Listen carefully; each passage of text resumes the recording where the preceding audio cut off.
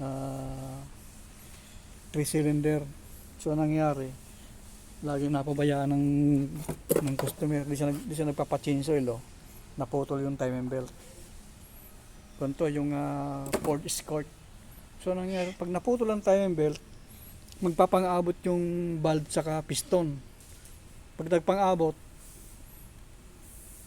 automatic yan yung valve niyan bingkong, nabingkong siya. Kaya para maiwasan yung ganito na di magka-problema, lagi kayo magpapaservice. Lagi magpapalit ng lamig ng langis. Kasi ito pag ang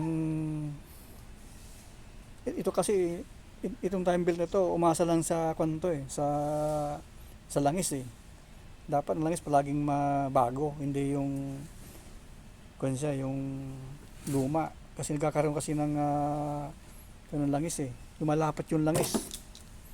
Diba?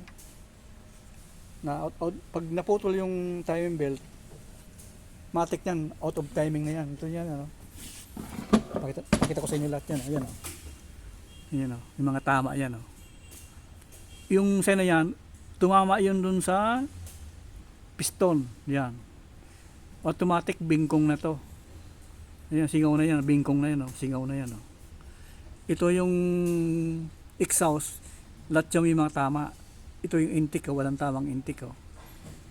Yan, oh. Walang tamang intake na yan. Walang bingkong, Ito, isa na bingkong, oh. Bingkong siya, oh.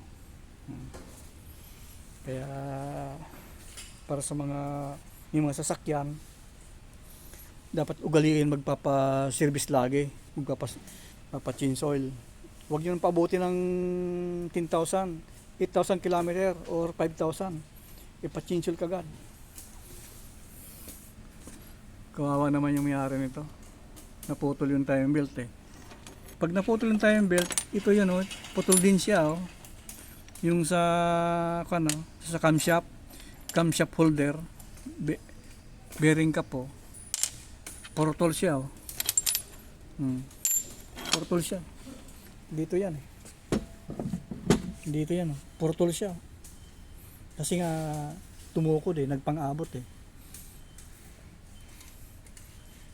Ito na, kaunting kalaman lang mga kaibigan. Kasi ito, may lube kasi ito. Pag dito, okay lang yan. Pag dumating na dito, nagpang-abot na yung mga valve. Yung valve ko, yung camshaft. Thank you very much, Tundok Vlog.